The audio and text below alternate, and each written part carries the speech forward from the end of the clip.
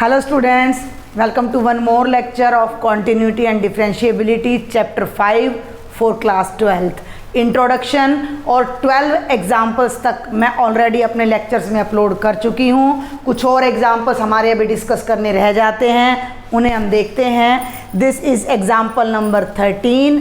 Discuss the continuity of the function f given by f x is equal to x when x is greater than और equal to 0 and x square when x is less than 0। तो मैंने आपको graphically भी बताया था, तो यहाँ हम ग्राफ भी ड्रॉ करेंगे इस फंक्शन का और देखेंगे वेदर इट इज़ कॉन्टिन्यूस और नॉट, और लिमिट के मेथड से भी हम इसको डिस्कस करेंगे। ठीक है, मैंने आपको बताया था कि कोई भी फंक्शन कॉन्टिन्यूस कब कहलाता है, जब वो अपने डोमेन के हर पॉइंट पे कॉन्टिन्यूस होता है। अब हम जब इसके डोमेन की बात करते हैं तो x greater than equal to 0 के लिए ये x है, यानी आइडेंटिटी फंक्शन बन गया। लेस देन 0 के लिए स्क्वायर बन गया है, यानी हर रियल नंबर पे ये एग्जिस्ट कर रहा है। ऐसी कोई वैल्यू नहीं है कि ये भाई नॉन रियल आ जाए, इनफाइनाइट आ जाए, इमेजनरी आ जाए। तो इसका जो डोमेन है वो रियल नंबर हमारा आ जाता है। तो हम डायरेक्ट यहाँ लिख सकते हैं कि domain of f x is R. Each and every real number पे इसकी वैल्यू एग्जिस्ट कर रही है। अब हमने इसकी चेक करनी है कॉन्टिन्यूटी। अब ब्रेक है 0 पे, तो हम पॉइंट वाइज इसकी कॉन्टिन्यूटी चेक करते हैं। एक बार 0 पे, एक बार 0 से ग्रेटर नंबर पे और एक बार 0 से लेस नंबर पे। तो हम ले लेते हैं let a is any real number. ठीक है, वैसे तो आपकी बुक में तो डायरेक्ट ही करा रखा है, लेकिन हम इसको अच्छे से करते हैं। Let a is any real number. पहला केस, ए अगर 0 है, ए अगर 0 है या x 0 है, आप x भी ले सकते हो। तो 0 के लिए हमारा फंक्शन इटसेल्फ x है, यानी कि 0 पे हमारे जो एफ एक्स की वैल्यू है वो x है, तो a की वैल्यू a आएगी। तो 0 पे हमारी वैल्यू क्या आ जाएगी? 0 आ जाएगी। और जब हम इस पर लिमिट की बात करते हैं, limit x tends to a f x जो कि ऑलरेडी 0 है, तो limit x tends to a क्या हो गया? 0। फंक्शन क्या है? x है, यहाँ 0 रखोगे तो 0, तो लिमिट भी 0, वैल्यू भी 0। इट मीन्स जब हमारे पास कोई रियल नंबर 0 के इक्वल है तो हम कह सकते हैं that the function is continuous at a is equal to 0। Got it. आगे बढ़ते हैं भाई। अब हम ले लेते हैं second case. Case number second हमने ले लिया कि let a is greater than 0। a कोई रियल नंबर है जो 0 से बड़ा है। कोई भी रियल नंबर 0 से बड़ा है तो उस पर फंक्शन किसके इक्वल है? x के इक्वल है। ठीक है ना। अगर कोई भी नंबर 0 से बड़ा है तो फंक्शन किसके इक्वल है? x के इक्वल है। क्लियर। इसको अगर आप ध्यान से देखो तो ये आइडेंटिटी फंक्शन है। आपकी बुक में एग्जाम्पल नंबर 6 में ये हमारा आ चुका है कि show that identity function is continuous. तो हम इसको मैं डायरेक्ट बता रही हूँ। ए पे जब आप इसकी वैल्यू लोगे तो ए आएगी, ए पे जब आप इसकी लिमिट लोगे तो भी वो ए आएगी, दोनों इक्वल हैं, तो फंक्शन कॉन्टिन्यूस है। और फिर बता दूं कि ये सेम पार्ट आपका एग्जाम्पल नंबर 6 है जो कि मैंने बहुत अच्छे से करा रखा है। और अब हम इसका देखते हैं बेटा जी थर्ड केस। अगर इससे पहले के एग्जाम्पल्स और इंट्रोडक्शन आपने अच्छे से देख ली है तो ये एग्जाम्पल कुछ भी नहीं है। थर्ड केस में अगर देखो, मैंने एक रियल नंबर चूज़ किया जिस पर मैं इस फंक्शन की कॉन्टिन्यूटी डिस्कस कर रही हूँ। अब वो जो रियल नंबर है वो अगर 0 है तो कॉन्टिन्यूस आ गया। ठीक है भाई, 0 पे कॉन्टिन्यूस आ गया। 0 से बड़ा है, किधर गया? हाँ, ये रहा। 0 से बड़ा है तो हमारा फंक्शन कॉन्टिन्यूस आ जाता है। तीसरा केस क्या बचता है कि वो नंबर 0 से लेस है। 3 ही टाइप के रियल नंबर होते हैं, ग्रेटर देन 0, लेस देन 0 या 0। ठीक है, तो थर्ड केस हमने ले लिया a नेगेटिव है। इन दैट केस जो आपका फंक्शन है वो x का स्क्वायर है। पॉलिनोमियल फंक्शन में मैं आपको सजेस्ट करूंगी कि आप लेफ़्ट राइट लिमिट अलग अलग ना निकालें। वैसे मैंने अपने प्रीवियस एग्जांपल्स में आपको लेफ़्ट और राइट लिमिट निकाल कर दिखा दी हैं, लेकिन पॉलिनोमियल के लिए आपको लेफ़्ट और राइट लिमिट अलग अलग निकालने की बिल्कुल भी ज़रूरत नहीं है। तो limit x tends to a f x जब आप लोगे तो limit x tends to a x square आपका क्या बन जाएगा? a square.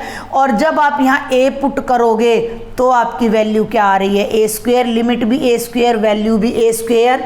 तो function is continuous eight A when A is less than 0। तो ए ग्रेटर देन 0 था तो भी कॉन्टिन्यूस है, लेस देन 0 है तो भी कॉन्टिन्यूस है, इक्वल टू 0 है तो भी कॉन्टिन्यूस है। Means at every real number the function is continuous. तो हम कह सकते हैं कि hence f x is continuous for all x belonging to R. R मैंने पहले ही बोल दिया है कि फंक्शन का डोमेन है। अब हम इसकी ग्राफिकली बात और कर लेते, जल्दी से छोटी सी टेबल बना देते। देखो ग्राफिकली बिल्कुल नेसेसरी नहीं है, मैं जस्ट आपको बस समझाना चाह रही हूँ, क्योंकि एग्जाम में क्वेश्चन आता है अगर ग्राफ मेंशन होगा तो ही करना है, और मेंशन होता नहीं है। लिमिट के मेथड से ही हम जनरली कॉन्टिन्यूटी डिस्कस करते हैं। तो 0 पे वैल्यू 0, 1 पे ग्रेटर देन 1 है ना तो वैल्यू 1 आएगी, 2 पे 2 आएगी, 3 पे 3 आएगी। ध्यान देना, लेस देन 0 ले लो, -1 पे वैल्यू आएगी -1 का स्क्वायर, -2 पे आएगी 4, -3 पे आएगी 9। ये पैराबोला है, 11th क्लास पढ़ के आ रहे हो। तो y is equal to x square एक अपवर्डेड पैराबोला होता है, लेकिन वो केवल लेफ्ट साइड के लिए यहाँ पर रह जाता है हमारा। 1 2 3 4 5 1 2 3 4 5 6 7 8 9। तो -1 -2 -3 -4 -5, ठीक है भाई, ध्यान से देखेंगे ज़रा। ये 1 है, ये 2 है, ये 3 4 5 6 7 8 9। 0 पे वैल्यू 0 है, राइट साइड कर रही हूँ मैं। 1 पे वैल्यू 1 है, ये हमारा बनेगा y is equal to x, identity function का ग्राफ। 2 पे वैल्यू 2 है, 3 पे वैल्यू 3 है, ये y ये फर्स्ट क्वाड्रेंट को 45 डिग्री पे बाइसेक्ट करता हुआ चलेगा। Come to the left side, -1 पे वैल्यू 1 आ रही है, -2 पे वैल्यू 4 आ रही है, और बेटा -3 पे वैल्यू 9। ये कुछ इस तरह का चलेगा। और आप जब पेन चलाते हो तो आपका पेन कहीं भी उठता नहीं है, यहाँ से फिर ये स्ट्रेट लाइन यहाँ पर चली जाती है। तो ग्राफिकली भी हमारा फंक्शन कॉन्टिन्यूस है, और लिमिट के वे से भी मैंने आपको बता दिया है कि हम इसे 3 पार्ट में ब्रेक करके कैसे कॉन्टिन्यूस प्रूव कर सकते हैं। एग्जाम्पल नंबर 14 बहुत ईजी है। Show that every polynomial function is continuous. Polynomial function कौन से होते हैं हमारे भाई? देखो हम छोटी क्लासेज में बहुपद पॉलिनोमियल पढ़कर आ रहे हैं, वो सभी हमारे पॉलिनोमियल फंक्शंस होते हैं। और हमें ये पता है कि f(x) अगर कोई पॉलिनोमियल फंक्शन है तो वो किस टाइप का होगा, a0 a1x a2x square a³ x³, और अगर इसकी डिग्री n है तो an(x) की पावर n, जहाँ पर n नॉन जीरो होना चाहिए। अगर मैं कोई लीनियर पॉलिनोमियल लिख रही हूँ x + 5 होगा, ये नॉन जीरो होना चाहिए इसका कोफिशिएंट, क्योंकि x ही नहीं होगा तो लीनियर कैसे होगा। ये हमारा हो जाता है क्वाड्रेटिक पॉलिनोमियल, ये हमारा हो जाता है cubic polynomial and so on. तो कोई n डिग्री का अगर हमारा पॉलिनोमियल है इन जनरल तो वो इस तरीके से लिखा जाता है an नॉन जीरो, और जितने भी ai's हैं वो सारे के सारे रियल हैं। ai's का मतलब x के, x स्क्वेयर के, x³ के, वो कॉन्स्टेंटम जितने भी ये कोफिशिएंट्स हैं वो कोई भी रियल नंबर हो सकता है, विद द कंडीशन कि an को नॉन जीरो होना ज़रूरी है, क्योंकि अगर ये जीरो हो गया तो ये टर्म ख़त्म हो जाएगी और इसकी डिग्री n नहीं रहेगी, n-1 रह जाएगी। तो जिस डिग्री का पॉलिनोमियल हम डिफाइन करते हैं उस हाईएस्ट डिग्री का कोफिशिएंट नॉन जीरो होना नेसेसरी है। अब ये बहुत सिंपल सा क्वेश्चन है, इसका डोमेन एवरी रियल नंबर है, ठीक है ना भाई। रिलेशन एंड फंक्शन को समझना बहुत जरूरी है इनको करने के लिए। डोमेन का मतलब इनपुट, यानी क्या वैल्यू इसमें डालूं कि जो हमारा आंसर है वो रियल आए, यूनिक आए। तो रियल हर वैल्यू पे ये रियल ही आएगा, क्योंकि फ्रैक्शन में थोड़ा ही है, अंडर रूट में थोड़ा ही है। तो इसका जो डोमेन हो गया वो रियल नंबर हो गया।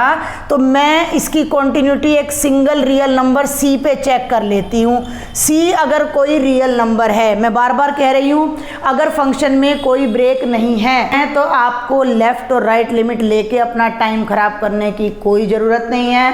c हमने कोई रियल नंबर ले लिया, c पर हम फंक्शन की वैल्यू चेक करते हैं, a0 a1c a2c square a3c cube और भैया an c की पावर n। छोड़ दिया, यहाँ जहाँ जहाँ x था वहाँ c पुट कर दिया। और अब हम फंक्शन की लिमिट चेक करते हैं c पर। Limit of the function as x tends to c। क्या करते हैं, डायरेक्ट पुट नहीं कर देते हैं लिमिट। इसमें लिमिट का चैप्टर जब हमने 11th क्लास में किया था तो पॉलिनोमियल फंक्शंस में हम डायरेक्ट कर देते हैं, ठीक है। जब आप फेयर में करो तो थोड़ा इसको अच्छे से कर लेना। यहाँ fx की वैल्यू रख दो, a0, a1x, a2x square and at last an(x की पावर n)। c पुट कर दीजिए, a0, a1c, a2c square and an(c is to power n)। Have a look at equation number 1 and equation number 2, both are same, both are same, यानी कि limit of the function at c and the value of the function at c both are equal where c is any arbitrary real number। तो it means the function is continuous at c arbitrary real number है, तो हम कह सकते हैं कि fx is continuous for all real numbers। बहुत simple सा क्वेश्चन था। और इस रिजल्ट को हम आगे जब हमारी एक्सरसाइज में क्वेश्चंस आएंगे जिनमें ब्रेक होगा जिन फंक्शन में, उनमें हम इनको डायरेक्ट भी यूज़ करने वाले हैं कि polynomial function is always continuous. Polynomial function is always continuous. कोई ऐसा पॉइंट होता ही नहीं है जिस पर ये डिसकॉन्टिन्यूस होंगे। किसी बच्चे के मन में आ रहा हो कि भाई लेफ्ट और राइट लिमिट से करें, तो आपने यहाँ कुछ नहीं करना। ये क्वेश्चन कंप्लीट हो चुका है, मैं जस्ट आपको बता रही हूँ। मान लो लेफ्ट लिमिट ले ली, माइनस लगा दिया। अब माइनस लगा दिया तो आप x को क्या रखोगे, c minus h. x tends to c minus, तो h टेंड्स टू 0। अब आप क्या करोगे, जितनी जगह है ना सब में c माइनस एच रखोगे, h की जगह 0 रखोगे, अल्टीमेट आंसर यही आ जाएगा। तो इस तरह के फंक्शन में आपको लेफ्ट राइट लेने की कोई ज़रूरत नहीं है। Example number 15, find all the points of discontinuity, ठीक है, of greatest integer function defined by fx is equal to square bracket x, where this denotes the greatest integer less than or equal to x। ये तो कुछ नहीं है, function की definition दे रखी है और आपसे कहा गया है कि आप इस फंक्शन के जितने भी पॉइंट्स पर ये फंक्शन डिसकॉन्टिन्यूअस है वो बताएं। क्वेश्चन में कुछ भी नहीं है। क्वेश्चन से पहले ग्रेटेस्ट इंटीजर फंक्शन को समझना बहुत ज़रूरी है। यहाँ मैं आपको बता दूँ कि क्लास 11th के लिए चैप्टर 2 का पूरा मैंने चैप्टर 2 वहाँ पर अपलोड किया हुआ है और उसमें ग्रेटेस्ट इंटीजर फंक्शन को मैंने बहुत डीपली बताया है।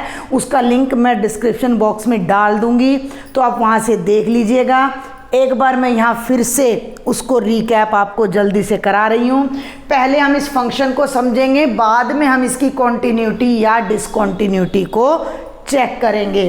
क्या मतलब है इस सिंबल का, जल्दी से देखेंगे फटाफट से कि ग्रेटेस्ट इंटीजर, इस ब्रैकेट में जो भी नंबर आएगा, फंक्शन क्या होता है, एक मशीन होती है, उस मशीन में कुछ इनपुट डालो तो कुछ आउटपुट निकलता है। इस मशीन में से क्या निकलेगा वो हमने देखना है।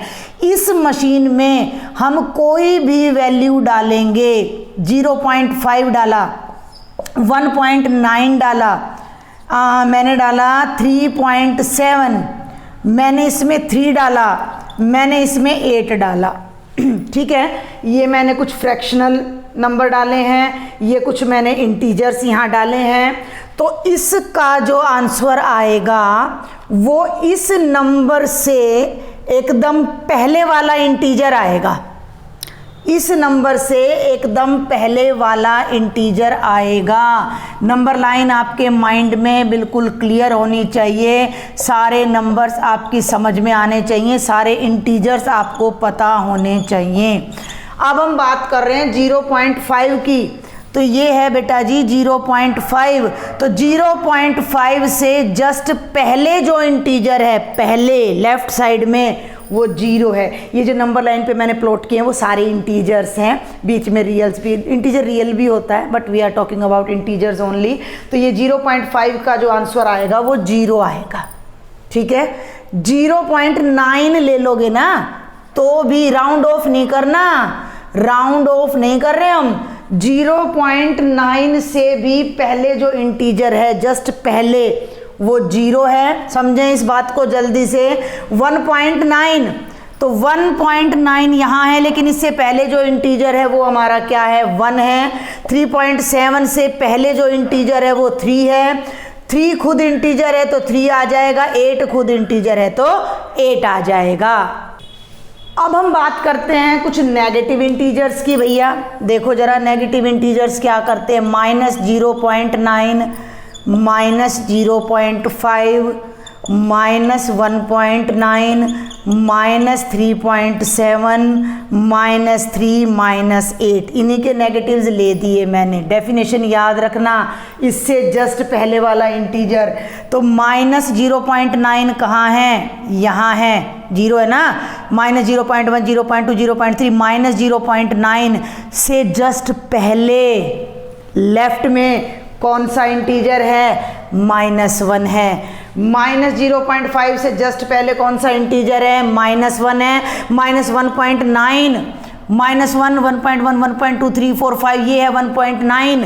इससे पहले कौन सा इंटीजर है, -2 है, यानी 1 जुड़ रहा है।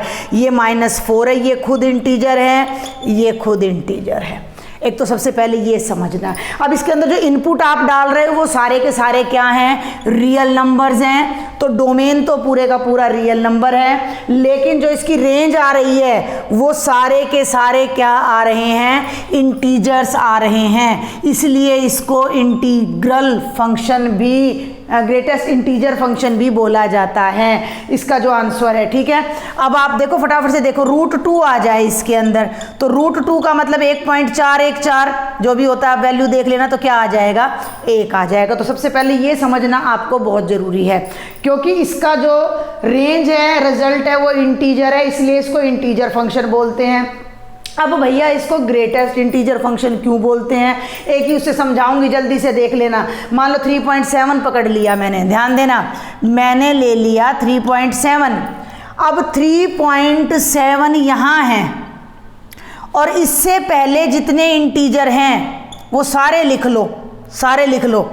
इससे पहले ये 3.7 है, ये 3.7 है, इससे पहले के जितने इंटीजर हैं वो सब लिख लो, 3, 2, 1, 0, -1, -2 अप टू इन्फिनिटी।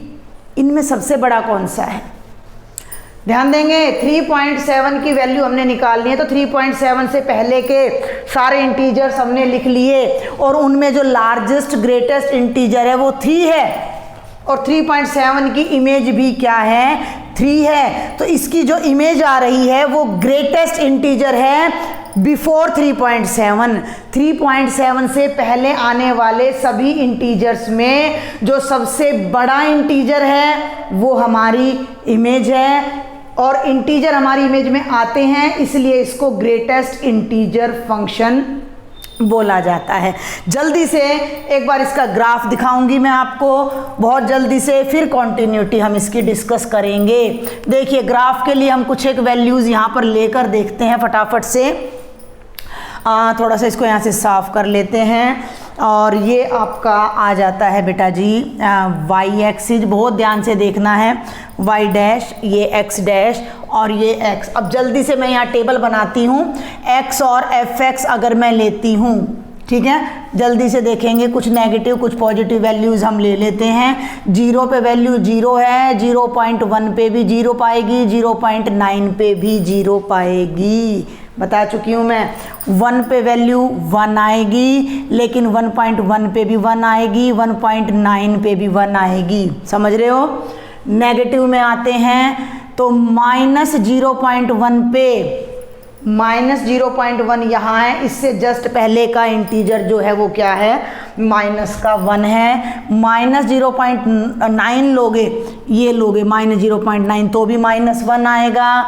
-1.5 लोगे तो उससे एक पहले -2 आएगा। -2.5 लोगे तो -3 आएगा, एंड सो ऑन। ठीक है भाई, अब जल्दी से देखो, 0 पे वैल्यू 0 है, 0.1 पे भी 0 है, 0.2 पे भी, 3 पे भी, 4 पे भी, 5 पे भी, 6 पे भी, 7, 8, 9 सब पे 0 है।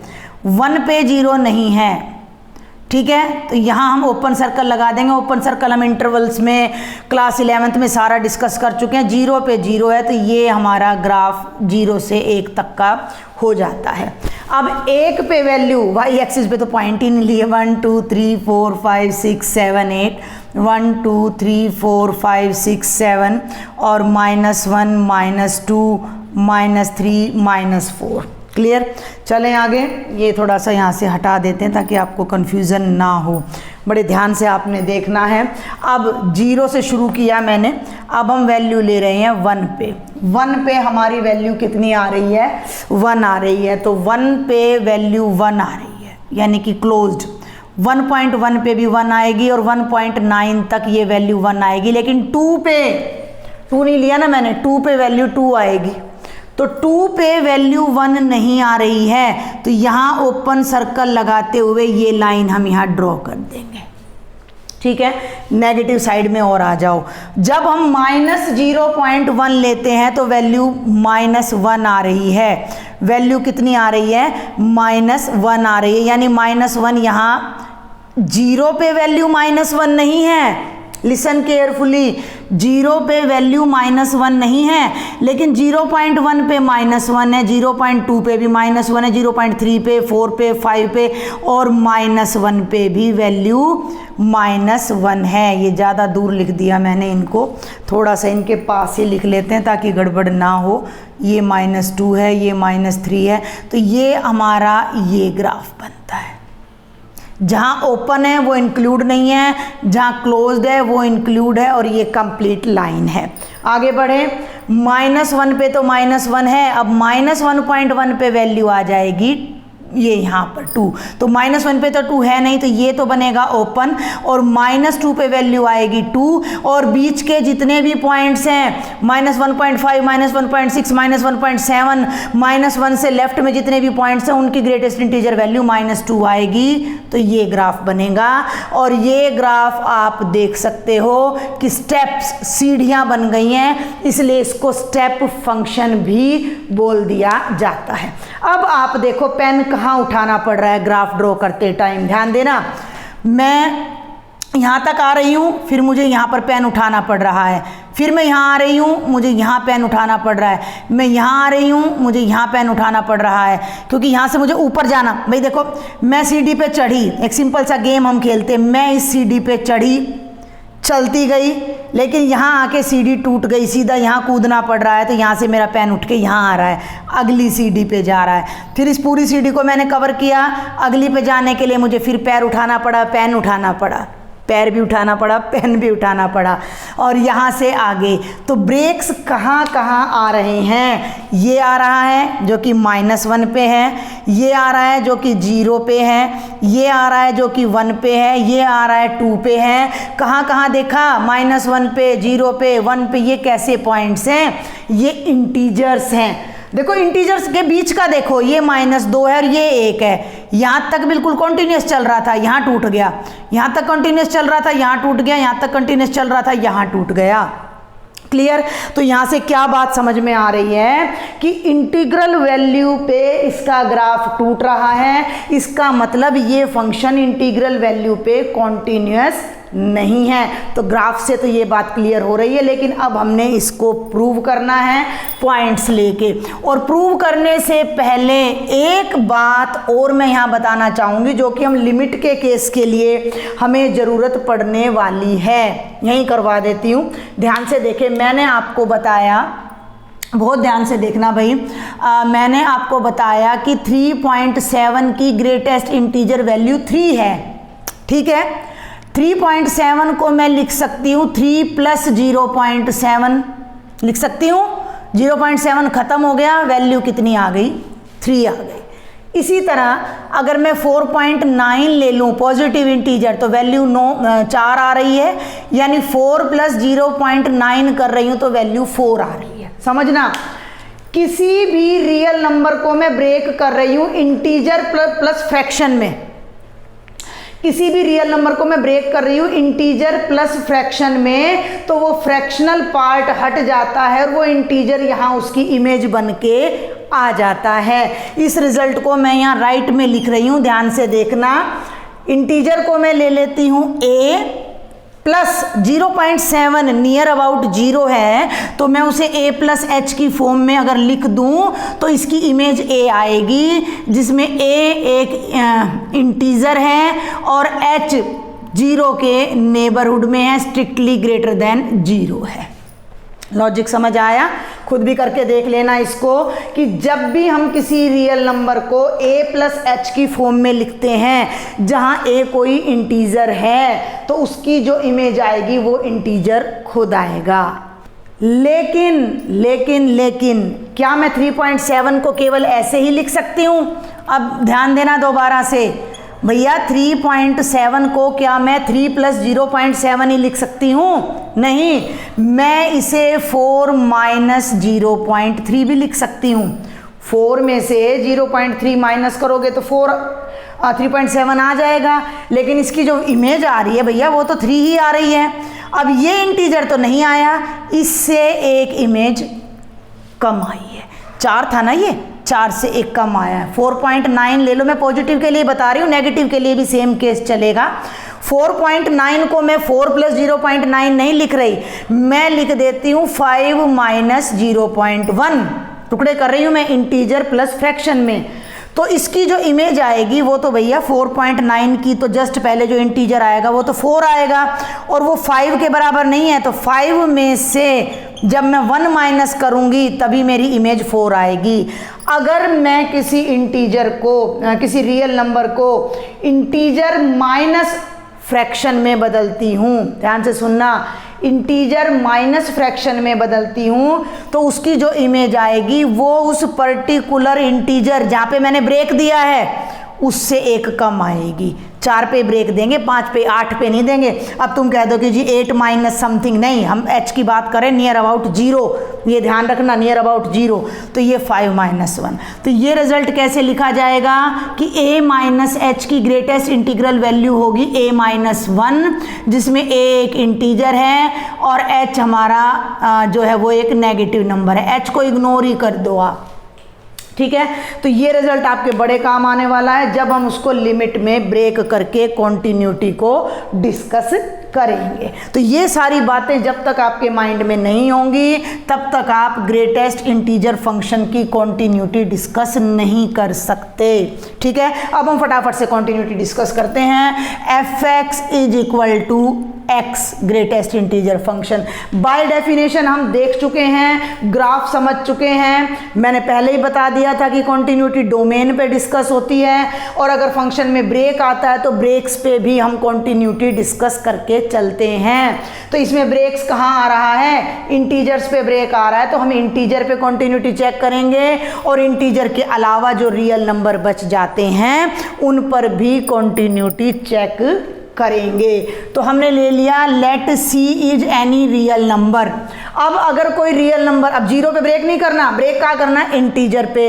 सी अगर कोई रियल नंबर है तो या तो वो इंटीजर है या वो इंटीजर नहीं है। सी अगर कोई रियल नंबर है तो वो या तो कोई इंटीजर है या वो इंटीजर नहीं है। तो हमने मान लिया C is any real number which is non integral. Non integral यानी कि वो इंटीजर नहीं है, ठीक है। इंटीजर नहीं है तो क्वेश्चन बिल्कुल सिंपल है, मैं आपको पहले यहाँ डायरेक्ट कर देती हूँ। हम पहले लिमिट लेते हैं, limit of function as x tends to C. तो लिमिट ऑफ फंक्शन क्या है? ये है, तो ये बन जाएगा, इसको इतना ही रखेंगे हम। और वैल्यू ऑफ फंक्शन fx आपका ये है, तो जब आप यहाँ x के प्लेस पर c पुट करोगे तो f की जो c पर वैल्यू है वो ये आएगी और फर्स्ट और सेकंड से दोनों इक्वल आ जाएंगे। हम ट्राई करते हैं। मान लो मैंने ले लिया 1.5, बहुत ध्यान से समझना भाई, मैंने ले लिया 1.5। अब ये है आपका 1.5। अब क्या करते हो? आप लेफ्ट लिमिट चेक करते हो, आप राइट लिमिट चेक करते हो। 1.5 पे जब आप राइट लिमिट चेक करोगे तो कितना चले जाओगे आगे? 1.6 पे चले जाओगे। राइट लिमिट के लिए क्या करते हैं? थोड़ा सा आगे चले जाते हैं, ठीक है ना भाई। यहाँ तक चले गए, वैल्यू तो 1 आएगी। इस इंटरवल पे इधर आ गए 1.4 पे, 3 पे, 2 पे वैल्यू कितनी आएगी? 1 आएगी। इस इंटरवल में जितने भी पॉइंट्स हैं, अलग से नंबर लाइन बना के दिखाऊं, 0 1 2, ये है आपका 1.5। Any real number which is non integral. 1.5 एक ऐसा नंबर ले लिया जो इंटीजर नहीं है। इस पे अब मैंने फंक्शन की लिमिट भी चेक करनी है और वैल्यू भी चेक करनी है। तो बेटा जी वैल्यू तो डायरेक्ट आ गई 1.5 जो कि 1 आएगी। अब लिमिट चेक करनी है। अब लिमिट पे आप कहोगे कि लेफ्ट और राइट चेक करें, कर लेते हैं भैया लेफ्ट और right limit check. Limit x tends to 1.5 minus, ध्यान देना मेरी बात पे, 1.5 के माइनस का मतलब थोड़ा सा इधर यानी 1.4, तो वो मैंने ले लिया 1.4। तो 1.4 की वैल्यू कितनी आएगी? 1 आएगी। राइट लिमिट ले लो, राइट लिमिट इसकी कितनी चली जाएगी? थोड़ा सा राइट में जाओगे तो 1.6 पे जाओगे तो वो कितनी आ जाएगी? 1। यानी कि इन एवरी कंडीशन आपकी वैल्यू और लिमिट सेम आएंगी। इसलिए हमने इनको यहाँ पर ग्रेटेस्ट इंटीजर फंक्शन c की फॉर्म में छोड़ दिया है और हमारा फंक्शन क्या हो गया है? कॉन्टिन्यूस हो गया है कि लिमिट ऑफ fx। देखो आपको जब ये कॉन्टिन्यूटी प्रूव करनी है तो आपके माइंड में डेफिनेशन क्लियर होनी चाहिए, क्योंकि एग्जामिनर के माइंड में तो क्लियर है। वो बात हमें यहाँ बतानी पड़ेगी कि by the definition of function it has breaks on integral points. ये बात आप बल्कि लिख देना ऊपर। तो x टेंड्स टू c और वैल्यू ऑफ c इक्वल आ रहा है। इसका मतलब हम कह सकते हैं कि fx is continuous at x is equal to c where c is any non integral point. कैसा पॉइंट है भैया? नॉन इंटीग्रल पॉइंट है। ठीक है, क्लियर है यहाँ तक? अब हम चलते हैं इंटीजर्स पे। ये था अपना पहला केस। दूसरा केस ले लिया, let c belongs to r and c is any integer, and c is any integer. c पे हम वैल्यू चेक नहीं करते, हम लेफ्ट और राइट लिमिट चेक करते। जब लिमिट ही एग्जिस्ट नहीं करेगी तो कॉन्टिन्यूस कैसे होगा? तो पहले हम ले लेते हैं लेफ्ट हैंड लिमिट। भैया देखो जरा, left hand limit, limit x tends to c minus fx, ध्यान देना, limit x tends to c minus fx। ये ना आप एक बार लिख लेना, मैं नहीं लिखूंगी, आप यहाँ लिख लेना। By definition of integral function it has breaks at integral values. ठीक है ना, it has breaks at integral values आएगा बेटे, यहाँ एट इंटीग्रल वैल्यूज। ये लिख लेना तो थोड़ा और क्लियर हो जाएगा। अब यहाँ आ जाओ, लेफ्ट लिमिट लेते हैं तो हम क्या करते हैं? x को हम क्या पुट करते हैं? c minus h. As x tends to c minus, तो h टेंड्स टू क्या हो जाता है? 0 हो जाता है। तो ये अब मैं यहाँ आपको प्रूव करके दिखाती हूँ। ये देखो, यहाँ पे फोकस रखना, लेफ्ट हैंड लिमिट चल रही थी, ये हो गई लिमिट x को मैं रख चुकी हूँ c माइनस एच, ध्यान देना, और c एक इंटीजर है, ये हम पहले ही कह चुके हैं। तो ये हो जाएगा c minus h limit h tends to 0। अब यहाँ पर ये चीज काम आएगी। लिमिट नहीं रखनी, लिमिट नहीं रखनी, पहले फंक्शन को फुली सॉल्व करने के बाद हम लिमिट रखते हैं। Remember class 11th। ठीक है, तो जब हम किसी भी रियल नंबर को a माइनस एच यानी इंटीजर माइनस एच की फॉर्म में लिखते हैं तो वैल्यू a माइनस 1 की फॉर्म में आती है, और c ऑलरेडी इंटीजर है, तो इसकी जो वैल्यू आने वाली है लिमिट h टेंड्स टू 0 वो c माइनस 1 आएगी। लिमिट रखने की जरूरत ही नहीं पड़ी, c माइनस 1 आ गई लेफ्ट हैंड लिमिट। क्वेश्चन में कुछ भी नहीं था, क्वेश्चन तो बहुत आसान था, सारा टाइम आपका लगता है इस फंक्शन को समझने में। राइट हैंड लिमिट की बात करूं बेटा मैं, ध्यान से देखना, limit of f x tends to c plus, तो ये हो जाएगा limit of greatest integer function x tends to c plus. x को हम यहाँ रख देते हैं c प्लस एच। जब x c प्लस पे जाएगा तो h 0 पे जाएगा। इंट्रोडक्टरी लेक्चर में मैंने पूरी डिटेल लिमिट की बता रखी है। अब यहाँ आ जाओ, limit of x tends to c plus क्या बन गया? x की जगह क्या पुट किया है?